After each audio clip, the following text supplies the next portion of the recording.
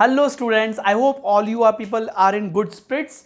तो गाइज अब हम कैपेसिटेंस स्टार्ट कर रहे हैं। तो कैपेसिटेंस में हमारी जो सीरीज चल रही है उसमें लेक्चर नंबर 36 हम कर रहे हैं। तो हमारे काफ़ी कुछ टाइप के सर्किट्स कवर हो चुके हैं, मैं आपको बता देता हूं। पर कुछ ऐसे सर्किट्स होते हैं जो यूनिक मेथड से ही सॉल्व होते हैं।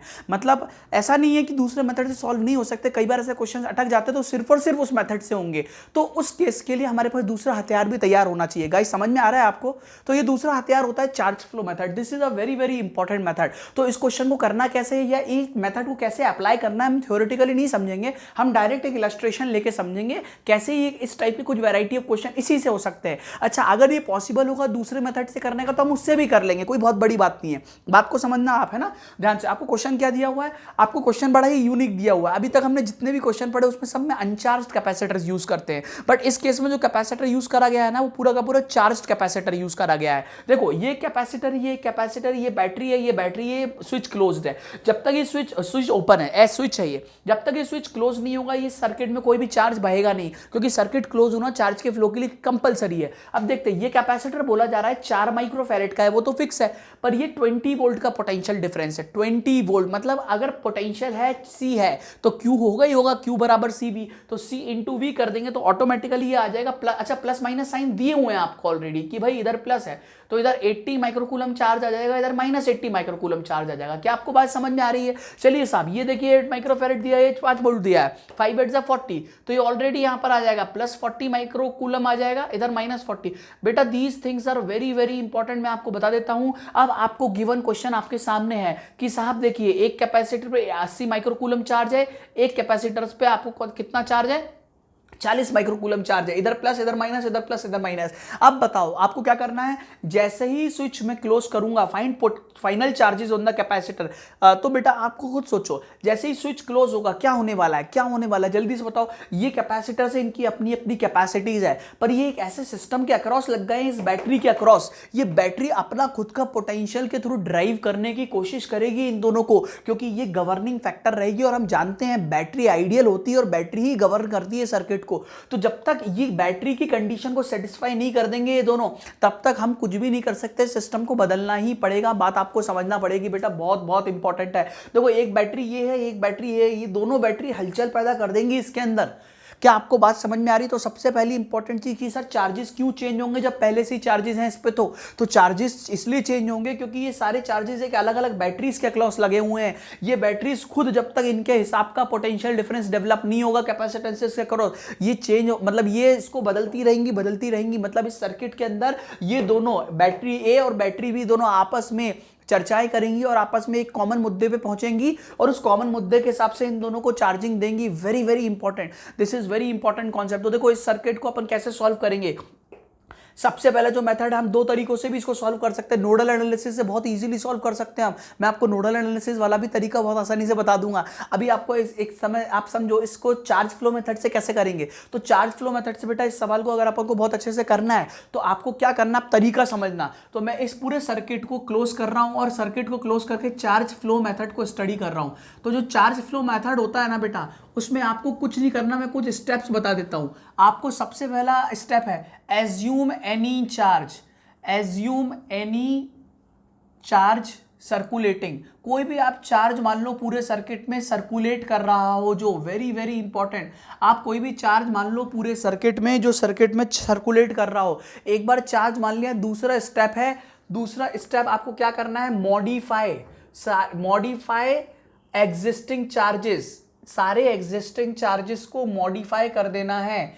Charges according to assumed charge. हमारा जो अज्यूम्ड चार्ज है ना उसके अकॉर्डिंग आपको मॉडिफाई कर देना है। और फिर आपको क्या करना है? अप्लाई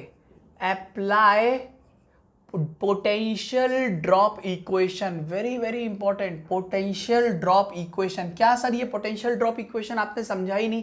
समझाने की जरूरत नहीं, इसको केवीएल भी बोलते हैं और बहुत इजी सी चीज होती है। पर हम केवीएल नहीं भी समझे ना तो भी हमने ऑलरेडी इसको समझ के चली है, ऑलरेडी समझा जा चुका है। बहुत ध्यान से समझना बेटा आप इस चीज को, ये बड़ा ही इंपॉर्टेंट कॉन्सेप्ट होने वाला है। अब देखो हमने क्या माना, हमें बोला है कि एज्यूम एनी चार्ज सर्कुलेटिंग। हम कोई सा भी चार्ज मान लो, किसी भी डायरेक्शन में मान लो, है ना, बात आपको आपको समझ में आई? तो मैं मानता हूं जैसे ही मैंने इस सर्किट को क्लोज करा, ध्यान देना, जैसे ही, देखना बेटा बड़ा इंपॉर्टेंट, मजा आ जाएगा आपको। तो ये जो सर्किट है, ये सर्किट में मैंने क्या करा, पहले मैंने ये कैपेसिटर बना लिया, क्योंकि अब मैंने लेट से अगर मैंने सर्किट को क्लोज कर दिया ना बेटा, तो सर्किट को क्लोज करने के बाद अब ये चीज बचेगी नहीं, जो इस पे पहले से चार्जेस है ना वो नहीं बचेंगे।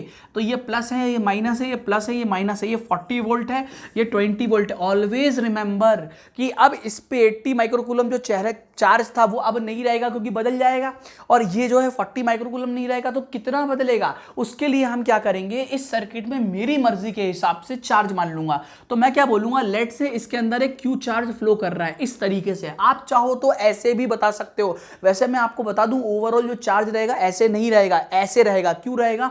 क्योंकि आप खुद देखो 40 वोल्ट की बैटरी ड्राइव करेगी, ये बैटरी इससे ज्यादा पावरफुल है, तो अल्टीमेटली हमारा ये चार्ज नेगेटिव आने वाला है, क्योंकि मैंने इसको इस डायरेक्शन में माना है, तो चार्ज हमेशा इस डायरेक्शन में ही आएगा। अपन आंसर मैच कर लेंगे। अब देखो जैसे ही चार्ज आपने ये माना, तो आप करना क्या है, जिससे बहुत ध्यान से फोकस से समझना है। अब देखो पहले से देखो ये चार्ज जब ऐसे घूम रहा है, तो मैंने चार्ज ऐसे माना है, ध्यान से देखना, तो ये चार्ज जब इधर जाएगा, ये चार्ज हर ब्रांच में जाएगा, तो ये जब चार्ज इधर जाएगा तो चार्ज इधर भी जाएगा, जाएगा कि नहीं जाएगा? अच्छा चलो, यहां पर इस जगह -80 माइक्रोकूलम था, तो यहां पर ऑलरेडी -80 था, है ना? तो ये -80 में ध्यान देना बेटा, ये थोड़ा सा इंपॉर्टेंट सवाल है। अब देखो यहां पर थोड़ा सा कैपेसिटर बड़ा कर देता हूं मैं, तो मैं क्या बोल रहा हूं, यहां पर ऑलरेडी -80 था, अगर चार्ज क्यू गया तो यहां पर ऐड हो जाएगा ना प्लस क्यू, हो जाएगा कि नहीं हो जाएगा?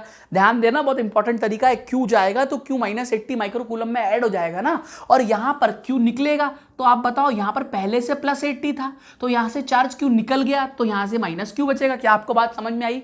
बिल्कुल इसी तरह से आपको सारे चार्जेस, इसको बोलते हैं modifying existing charges according to assume charge. Simple. अब देखो आप, ये चार्ज इधर जा रहा है, ये बैटरी में कोई फर्क नहीं डालने वाला है, ठीक है, बैटरी से निकल जाएगा चार्ज क्यू। अब देखो यहां पर पहले से प्लस, देखो यहां पर कितना था आप समझना, यहां पर पहले से +40 माइक्रोकूलम था, तो देखो आप यहां पर इस ब्रांच में या इस कैपेसिटर की प्लेट में देखो, इधर +40 था और चार्ज यहां ऐड होगा इस प्लेट पे, तो प्लस क्यू हो जाएगा।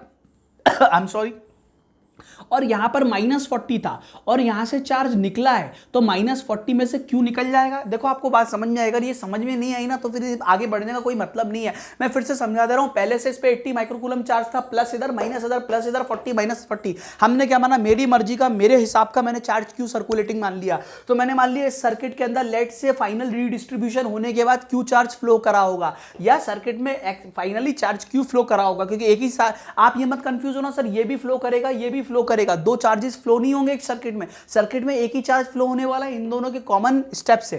तो देखो चार्ज क्यू फ्लो होता है, चार्ज क्यू इधर ऐड हुआ तो -80 में प्लस क्यू ऐड हो गया, चार्ज क्यू यहां से निकल गया तो +80 से -क्यू निकल गया, मतलब माइनस हो गया। फिर ये चार्ज क्यू घूम के इधर आया तो 40 प्लस प्लेट थी, प्लस में ऐड हो गया, क्यू यहां से निकला तो -40 थी, -40 से निकल गया। बात आपको समझ में आई? तो इस तरीके का सर्किट डिस्ट्रीब्यूशन हो गया। अब आपको कुछ भी नहीं करना है, कुछ भी नहीं करना है, आपको क्या करना है, एक पॉइंट लेना है आपको। देखो अप्लाई पोटेंशियल ड्रॉप, आपको समझना है इस पॉइंट को। पोटेंशियल ड्रॉप हमेशा कोशिश, प्रोबेबिलिटी आपको ये रखनी है इन, आपको जो ये जो पोटेंशियल ड्रॉप इक्वेशन लगानी है ना, ये लगानी है इन डायरेक्शन, किसके direction, in direction of circulating charge, जो आपने चार्ज माना है circulating charge, very very important.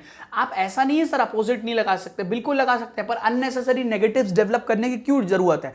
आप अपोजिट लगाओगे सब चीज नेगेटिव आते चलेंगे, आंसर वही आएगा, बिल्कुल बिल्कुल भी डिफरेंस नहीं होगा। तो आप देखो यहां पर इन डायरेक्शन आप सर्कुलेटिंग चार्ज, आप कुछ भी नहीं करो, आपको मैं तरीका बता रहा हूं। आप लेट से यहां से स्टार्ट करो, यहां से स्टार्ट करो, जो आपका मन है वहां से स्टार्ट करो। लेट से आप यहां से स्टार्ट करते हो, देखो ये पॉइंट को मैं मान लेता हूं, लेट से ए मान लेता हूं, ठीक है, इसको पॉइंट को ए मान लेता हूं। तो आप यहां से जब स्टार्ट करोगे तो आपको पोटेंशियल्स की इक्वेशन लिख के वापस इधर ही आना है। समझ में आ रहा है? देखो कैसे, देखो आप ध्यान से समझना, ये मैं चार्ज के डायरेक्शन में मान रहा हूं, मतलब ए पॉइंट से अगर मैं स्टार्ट कर रहा हूं, इसको मैं बोलता हूं स्टार्ट पॉइंट, तो वापस मैं सर्किट में घूम के इधर ही आऊंगा। मतलब इसका मतलब क्या है, अगर मैं ए पॉइंट से स्टार्ट करता हूं तो सर ये वी ए लिख लिया मैंने, जिस पॉइंट से आप स्टार्ट करोगे उसको लिख लो। अब देखो यहां पर जब आप जाओगे, इस जगह जब जाओगे, बात आपको समझ में आ रही है? तो पोटेंशियल क्या होता है, Q/C, Q बराबर CV होता है, तो पोटेंशियल Q/C हो जाएगा।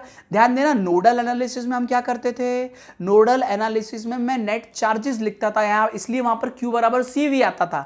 है ना। और यहां पर मैं पोटेंशियल ड्रॉप इक्वेशन लिख रहा हूं। पोटेंशियल ड्रॉप का सिंपल मतलब है कि मैं क्या करूंगा, इस पूरे सर्किट में हर बार जब आगे जाऊंगा तो पोटेंशियल का ड्रॉप लिखते चलूंगा लिखते चलूंगा लिखते चलूंगा और लाके यहां पर एक कर दूंगा। ये बोलना आसान है पर थोड़ा अपन जब करेंगे प्रैक्टिकल तब समझ में आएगा। देखो बी है, अब जैसे ही आप इधर जाओगे आप खुद सोचो, जब आप ये देखो ये वाली प्लेट कौन सी है, आपको एक और बात ध्यान रखनी है, बात पे बात आ रही है बेटा। देखो ये -80 है और ये +q, आप उसको प्लस माइनस के फॉर्म में रखो। कैसे, आप अगर यहां से माइनस बाहर निकाल लोगे तो क्या यहां पर ये -80 -q हो जाएगा। तो देखो यहां पर एक प्लेट बन गई +80 -q की, मतलब ये वाली प्लेट बन गई पॉजिटिव और ये वाली प्लेट बन गई नेगेटिव। क्या आपको ये बात समझ में आई?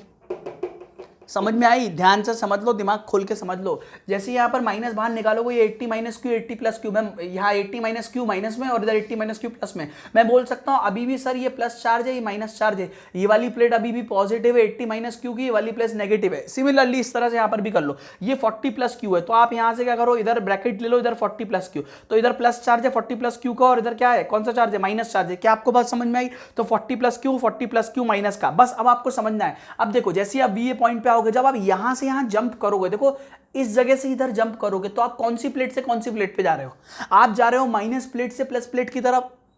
तरीका समझ लेना बहुत ध्यान से, ठीक है। आप जा रहे हो माइनस प्लेट से प्लस प्लेट की तरफ। अगर आप माइनस से प्लस प्लेट की तरफ जाते हो तो आप एक पोटेंशियल का डिफरेंस क्रॉस करते हो, क्योंकि ये कैपेसिटर है, इस पे चार्ज है तो एक पोटेंशियल का डिफरेंस भी होगा। तो जो वो पोटेंशियल डिफरेंस क्रॉस करते हो वो बढ़ेगा। तो आपको इतना दिमाग नहीं लगाना है, आपको नहीं दिमाग लगाना तो आप सिंपल मैथमेटिक्स या सिंपल प्रिंसिपल फॉलो करो। जब भी आप नेगेटिव से पॉजिटिव की तरफ जाओगे आपको क्या करेगा, एक पोटेंशियल ऐड करना है, और जब पॉजिटिव से नेगेटिव की तरफ जाओगे तो पोटेंशियल सब्सट्रैक्ट करना है। कौन सा पोटेंशियल, जिससे आप क्रॉस करके जा रहे हो उसका पोटेंशियल। बात बिल्कुल सिंपल है, फिर से बोल रहा हूं, अगर आप नेगेटिव प्लेट से किसी भी, चाहे वो बैटरी हो चाहे कैपेसिटर हो, नेगेटिव प्लेट से पॉजिटिव प्लेट की तरफ जा रहे हो तो पोटेंशियल ऐड करना है, प्लस प्लेट से माइनस प्लेट की तरफ जा रहे हो तो पोटेंशियल सब्सट्रैक्ट करना है। मतलब जब आप नेगेटिव से पॉजिटिव की तरफ जाओगे पोटेंशियल का गेन होगा, पॉजिटिव से नेगेटिव की तरफ जाओगे पोटेंशियल का लॉस होगा। बात आपको समझ में आ रही है? और पोटेंशियल किसका, जिस डिवाइस के अक्रॉस आप मूव कर रहे हो, बस इजी सी बात है। अब देखो आप इस कैपेसिटर में देखो, आप माइनस प्लेट से प्लस प्लेट की तरफ जा रहे हो कि नहीं जा रहे हो, माइनस प्लेट से प्लस प्लेट की तरफ, तो पोटेंशियल का गेन होने वाला है। और कितना गेन होने वाला है मुझे पता है, पोटेंशियल ऑफ कैपेसिटर होता है Q/C। Q कौन सा होता है, Q ऑफ पॉजिटिव चार्ज। बात आपको समझ में आ रही है? पॉजिटिव प्लेट Q पॉजिटिव, तो Q/C, तो पॉजिटिव प्लेट पे कितना चार्ज है 80 - Q। बात आपको समझ में आ रही है ना, Q/C। इसका कैपेसिटेंस कितना था ऑलरेडी, 4 माइक्रोफेरेड था। तो यहां पर अब मैं लिख लूंगा सर, यहां पर पोटेंशियल का गेन होगा और Q/C होगा। Q है मेरा 80 - Q और C कितना है यहाँ पर 4 माइक्रोफेरेड। बेटा मैं आपको बता देता हूँ, कंफ्यूज बिल्कुल नहीं होने का है। 80 - Q क्यों लिखा है, -80 - Q क्यों नहीं लिखा है, क्योंकि यहाँ पर Q/C लगाया हुआ है मैंने। Q/C कितना होता है, Q/C पोटेंशियल होता है किसी भी कैपेसिटर में, और Q क्या होता है, Q पॉजिटिव प्लेट का चार्ज होता है। बात आपको समझ में आई? अपन डिस्कस कर चुके हैं, ट्रांसफर चार्ज होता है। अब देखो यहां पर अपन आ गए, फिर जब यहां से इस पॉइंट पे अपन आ गए, इस पॉइंट पे पहुंच गए, यहां से यहां पर पहुंच गए ना। अब यहां से यहां पर जंप करेंगे तो नेक्स्ट बार जो हमारी जंपिंग होगी इधर से इधर होगी। तो जब यहां से यहां पर जंप करेंगे तो बताओ प्लस प्लेट से माइनस प्लेट की तरफ जा रहे हैं कि माइनस प्लेट से प्लस प्लेट की तरफ जा रहे हैं, हम प्लस से माइनस की तरफ जा रहे हैं। तो जैसे ही प्लस से माइनस की तरफ जाएंगे तो फिर से क्या होगा, पोटेंशियल यहां पर नुकसान होगा। यहां पर माइनस से प्लस प्लेट की तरफ जा रहे थे तो गेन हो रहा था, फिर यहां पर क्या होगा, नुकसान होगा, क्योंकि पोटेंशियल लॉस होगा। यहां पर बात आपको समझ में आ रही, कितना होगा, जिसके अक्रॉस जाया जा रहा है 40 वोल्ट। तो अब यहां पर सिंपल सी बात है, यहां पर लिख देंगे, यहां पर पोटेंशियल का नुकसान हो गया 40 वोल्ट का। बात आपको समझ में आ रही है? चलिए यहां पर जाते हैं, जैसे यहां से यहां पर जाएंगे, फिर से प्लस प्लेट से माइनस प्लेट की तरफ जा रहे हैं प्लस प्लेट से माइनस प्लेट की तरफ। बात आपको समझ में आई? तो प्लस प्लेट से अगर आप माइनस प्लेट की तरफ जा रहे हो, ध्यान देना प्लस प्लेट माइनस प्लेट में अब अपन जो फाइनली है ना, ये पुराने वाले सिंबल्स यूज नहीं करेंगे। यहां लकीली ऐड होने के बाद भी प्लस यही बन रहा है, माइनस यही बन रहा है, पर कई बार क्वेश्चंस में ऐसा नहीं होता है। तो अब यहां से जैसे अपन इस प्लस प्लेट से माइनस प्लेट की तरफ जा रहे हैं तो फिर से नुकसान हो रहा है। देखो पोटेंशियल का लॉस हो रहा है, यहां पर लॉस हो रहा है, यहां भी लॉस हो रहा है, और यहां पर क्या हो रहा है, यहां गेन हो रहा है। बात आपको समझ में आ रही है? तो यहां लॉस होगा, कितने का होगा, Q/C। Q कितना है, 40 + Q। तो यहां पर आ जाएगा गेन, यहां पर नुकसान हो रहा है, सॉरी। तो यहां पर फिर से एक माइनस आएगा, -40 + Q positive charge divide by C कितना है, C कितना है इसका 8 माइक्रोफेरेड आई थिंक, तो 8 आ जाएगा। कहानी खत्म नहीं हुई, क्योंकि इसके बाद इधर अपन जाएंगे ना, इधर जाएंगे तो फिर से क्या होगा, माइनस प्लेट से प्लस प्लेट की तरफ जा रहा है तो यहां पर गेन हो रहा है, यहां पर फायदा हुआ अपने को पोटेंशियल का। तो यहां से जैसे यहां पर जाएंगे आप तो क्या होगा, गेन हो जाएगा। बात आपको समझ में आ रही है? तो जैसे ही गेन होगा कितना होगा, 20 वोल्ट का गेन होगा, 20 वोल्ट। और जैसे ही यहाँ पहुंचेंगे तो पोटेंशियल कितना बन जाएगा, फिर से VA बन जाएगा। क्या आपको बात समझ में आई? बात आपको समझ में? ये तरीका होता है किसी भी पोटेंशियल KVL के लॉ को अप्लाई करने का। बहुत सिंपल सी बात है, 3-4 फंडामेंटल ध्यान में रखते हैं। एक पॉइंट मार्क करना स्टार्ट, और एंड पॉइंट भी वही होगा। अब स्टार्ट पॉइंट से एंड करेंगे तो हर कैपेसिटर अपने चार्ज जो आपने माना उसके डायरेक्शन में मूव करना चालू करो। तो जैसे ही आप मूव करना चालू करोगे तो जो प्लस प्लेट से माइनस प्लेट की तरफ जाओगे तो गेन होगा, माइनस से प्लस प्लेट की तरफ जाओगे तो लॉस होगा, और फाइनली जब फाइनल पहुंचोगे तो उस इक्वल टू करके वही लिख देना। तो आप खुद सोचो, ये कैंसिल हो जाएगा, तो यहाँ से आपका ऑटोमेटिकली Q आ जाएगा।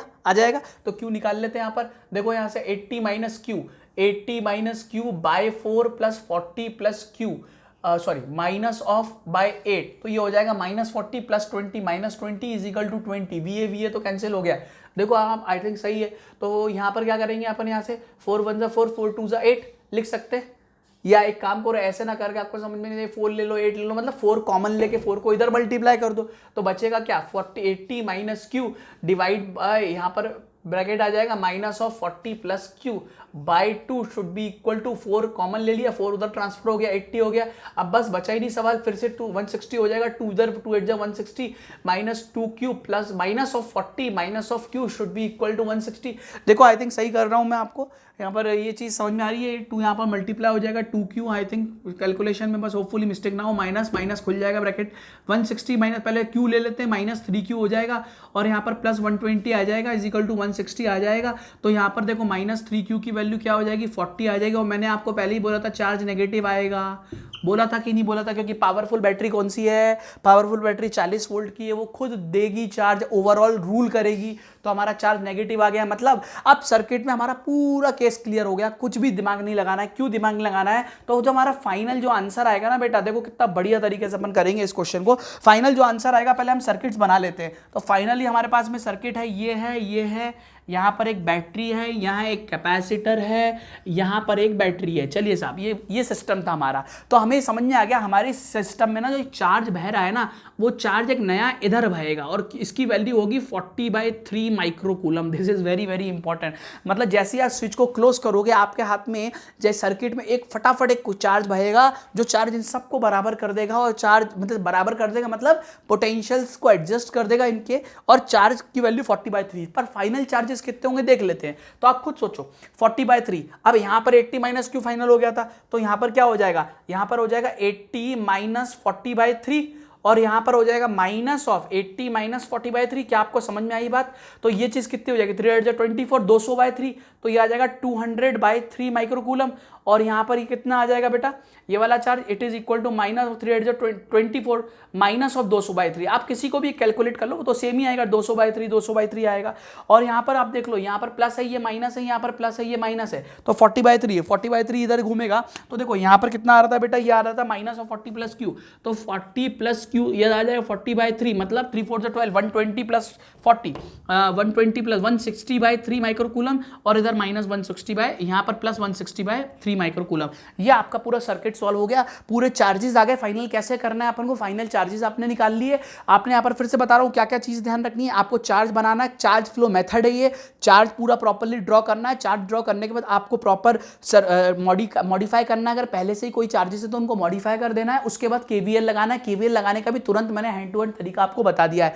इससे क्या हुआ, एक ही बार में आप एक ही बार में सब कुछ, कई बार क्या होता है ना बेटा, सर्किट सिर्फ इसी मेथड से सॉल्व हो जाते हैं, कई और कोई मेथड नहीं लगता उनके अंदर। तो आपको इस बात को बहुत अच्छे से समझना है, सिर्फ इसको बहुत अच्छे से सीखना है। अच्छा, इस सर्किट को आप दूसरे तरीके से भी कर सकते हो, कोई बहुत बड़ी बात नहीं है। तो जल्दी से इसको नोट डाउन कर लो। मैं आपको इसको एक क्या किससे बता सकता हूं, आपको इसको नोडल एनालिसिस से भी बता सकता हूं। जल्दी से स्क्रीनशॉट ले लो फटाफट इसका।